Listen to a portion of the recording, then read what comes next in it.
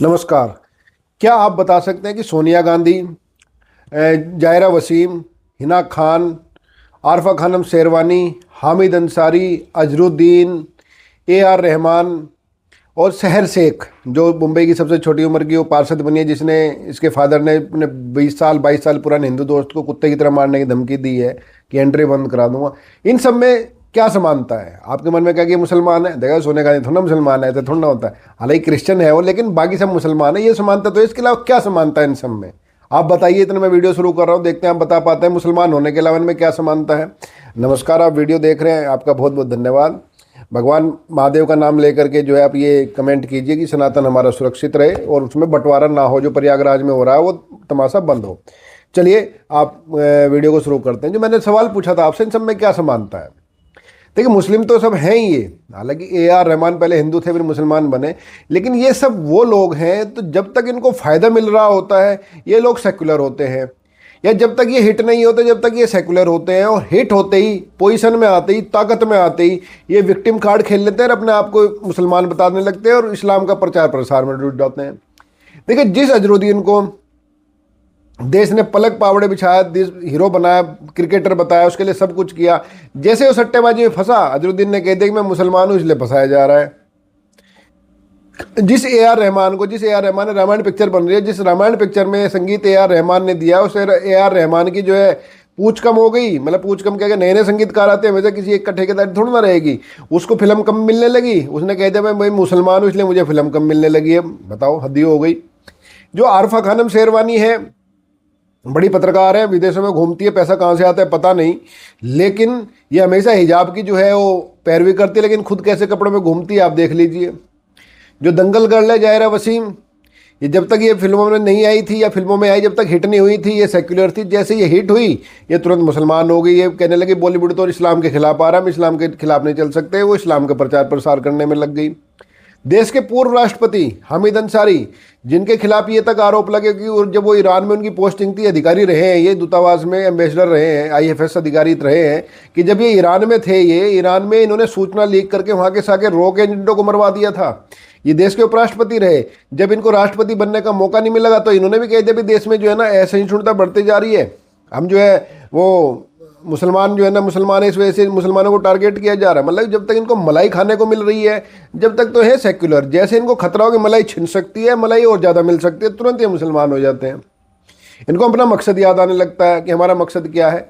शाहरुख खान ने एक बार पाकिस्तान का समर्थन कर दिया था। आमिर खान ने तो कहने लगा था इस देश में डर लगता है, उसकी बीवी ने कहा था।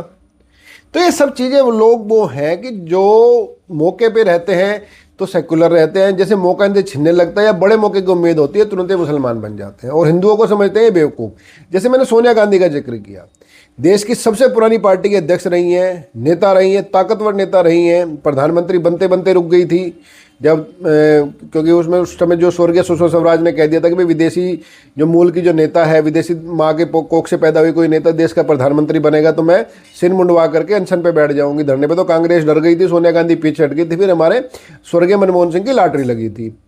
भाई ये जब सोनिया गांधी जब सत्ता थी 2000 चुनाव से ठीक पहले, इन्हें एक बिल लेके आ रही थी। ये उस बिल का मतलब ये था कि देश में कहीं भी दंगा हो, दोषी जो है हिंदू ही ठहराए जाएंगे। उस बिल का मतलब यही था कि जो बहुसंख्यक आबादी है, भले ही उस जिले में किसी पर्टिकुलर जिले में मुसलमान बहुसंख्यक हो, लेकिन उसमें भी दंगा होगा क्योंकि देश में हिंदू बहुसंख्यक है, तो वहाँ दोषी जो है सिर्फ एंड सिर्फ बहुसंख्यक ही ठहराए जाते। वो बिल लेके आ रही थी।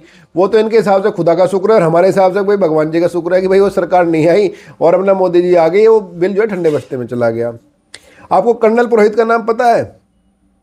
कर्नल पुरोहित को इन्होंने मालेगांव ब्लास्ट में, एक ट्रेन में ब्लास्ट हुआ था, उसमें इसको उन्होंने जेल भेज दिया सरकार ने, जमानत नहीं होने दी 5-6 साल तक। आतंकवादी का ठप्पा लग गया, उसमें कोई रोआ राट इन्होंने नहीं मचाई। जो साम्या, जो आरजे साम्या है, ये इस तरह के जो लोग हैं, लेकिन जो उमर खालिद है, जिसके जो सीधे सीधे जो है ना दिख रहा है वीडियो में, बोल रहा है कि भाई देश को हम जो है ना देश को टुकड़े कर देंगे, चिकन ने आसाम को हम अलग कर देंगे, ये चिकन नेक को हम अलग बना देंगे हमसे, उसको जमानत नहीं मिल रही। उसके वकील जो हर बार विड्रॉ कर लेते हैं उसके खिलाफ, जो है ना ये देश भर में माहौल बना रहे कि उसको जमानत नहीं मिल रही, ये विक्टिम है, मुसलमान है। तो कर्नल पुरोहित साध्वी प्रज्ञा को याद नहीं रही। तो ये सब वो लोग हैं जो मौका मिलते ही जो है मुसलमान हो जाते हैं, इनके सफल होते ही ताकतवर होते हैं, इनको मकसद याद आ जाता है। आपको ध्यान है लाल किले पे जो है ब्लास्ट हुआ था, डॉक्टर पकड़े गए, मुसलमान डॉक्टर पकड़े गए, उसके अंदर इनके मुंह से एक चूने निकली, और कहीं हल्की सी भी कोई घटना हो जाए तुरंत जो है सब अपनी छाती पीटने लगते हैं। जैसे जो है गाजा में वो हुआ, जो इजराइल ने अपना ऑपरेशन किया कि उनके जो फेस्टिवल पे हमास वालों ने अटैक किया था, आतंकवादी हमला किया था, उसमें वहाँ कुछ हुआ तो तुरंत यहाँ पे छाती पीटने लगे सब लोग। लेकिन बांग्लादेश हिंदुओं पे जो अत्याचार हो रहे हैं उसमें सब लोग ये चुप हैं। एक शब्द नहीं निकलना, उनके मुंह में दही जम गई है। दही जमना भी एक मुहावरा होता है, नहीं मुंह में दही जमाने की कोशिश करने लगो, कल गरम मुंह में डाल के जो है ना उसमें खट्टा डाल दो, मुंह जल जाएगा और पेट हो जाएगा खराब। वो नहीं होता, मुंह में दही जमने का मतलब होता है चुप हो जाना। तो कहावत है ये। तो ये सब वो लोग हैं कि जो मौका मिलते ही हिंदुओं को बेवकूफ़ बनाते हैं, हिंदुओं का फ़ायदा उठाते हैं। भाईचारा में जो है ना भाई अपने आप को समझते हैं, चारा हिंदुओं को समझते हैं, मोटा मोटी मतलब ये है। अब देखिए अभी प्रयागराज में मसला चल रहा है, जिस जो शंकराचार्य अभी भी मुक्तेश्वरानंद को अखिलेश यादव की सरकार में मतलब कि पूरी बढ़िया तरह से लठियाया गया था, लाठीचार्ज तक किया गया था, उसी के समर्थन में अखिलेश यादव आ गए हैं। जो कांग्रेस कभी किसी साधु संत के लिए मतलब कि कहती थी भी ये तो हमारे सेकुलरिज्म के खिलाफ है, नेहरू जी ने मना कर दिया था सोमनाथ मंदिर में जाने से, ये सब जो अचानक इनके समर्थन में आ गए हैं। क्योंकि ये सब लोग जो है ना हिंदुओं को बेवकूफ़ समझते हैं, और हिंदू में जो यूनिटी नहीं है उसी का फ़ायदा ये सब लोग उठाते हैं। अभी उत्तर प्रदेश में झिंगुर बाबा, आपने सुना होगा नाम, एक झिंगुर बाबा एक इतना बड़ा धर्मांतरण का रैकेट चला रहा था कि जब पुलिस ने उसकी जांच की तो हैरान रह गए। अब एक नया आया जिम पहले लव जिहाद आया, तब जिम जिहाद आ रहा है, उसके अंदर धर्मांतर करवाया जा रहा है, वीडियो बनाई जा रही है, जो लड़कियां वहाँ जिम करती हैं, औरतें जो जिम करती हैं। तो सब चीज़ मिला करके ये बात ये है कि अगर भाई ये अभी से स्थिति है ये है, तो अगर इनकी आबादी ज़्यादा हो गई, जैसे कि बीजेपी अक्सर कहती है कि ज़्यादा अगर हो गई, जो हिंदुत्ववादी कई नेता कहते हैं, तो फिर स्थिति क्या होगी? आपका क्या लगता है क्या स्थिति हो जाएगी? आप कमेंट करके जरूर बताएं क्या स्थिति हो जाएगी। अब जैसे मैंने सहरा शेख का जिक्र किया था, सहरा शेख जो है ना, ये मतलब कि जिसको जैन जी वाली जो परिभाषा है उससे थोड़ी सी बड़ी है, ये मेयर बनी है, मतलब मेयर माफ़ कीजिए, मेयर नहीं पार्षद बनी है। जो एक जो है मुंब्रा एक जो है सीट है थाने में, वो जैसे पार्षद होते हैं ना उनकी सीट है, वो वहाँ से जीत गई है। और जीतते ही जो उन्होंने कहा कि हमारा मकसद सिर्फ जो है अल्लाह है, हमारा ताल्लुक सिर्फ अल्लाह से है, बाकी हम किसी को नहीं मानते, बाकी किसी को हैसियत नहीं है। जबकि ये सीट मिलने से पहले वहीं का जो पार्षद रहा जितेंद्र आवाड़े जो है, उसके साथ इसके फ़ोटो हैं, कलावा में भी सब कुछ है। लेकिन जैसे जीती कलावा छोड़ करके इन्होंने जो है पूरा वो जिसको कहते हैं वो, इन्होंने कलावा छोड़ते जो है अपना बुर्का धारण कर लिया। इसके अलावा सारी चीज़ें जो मैंने हीरोइनों के नाम लिए, जैसे जायरा वसीम है, ये तुरंत ये सब चीज़ें जो फोटो आप देख रहे हैं सब इन्हीं के हैं।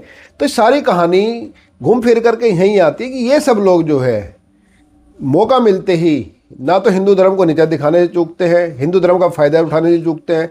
भाई जो शाहरुख खान, जो आमिर खान, जो जायरा वसीम अब इतना ज्ञान देते हैं या कहते हैं सब कुछ है, जो ए आर रहमान कहता है मैं मुसलमान होने के नाते मुझे जो है काम नहीं मिल रहा, ये ए आर रहमान भूल गया कि भाई इसको मुसलमान होने के नाते जो सारी पिक्चरें मिली है, मुसलमान होने के बावजूद सारी पिक्चरें मिली है, लोगों ने इसको सर आंखों में बिठाया।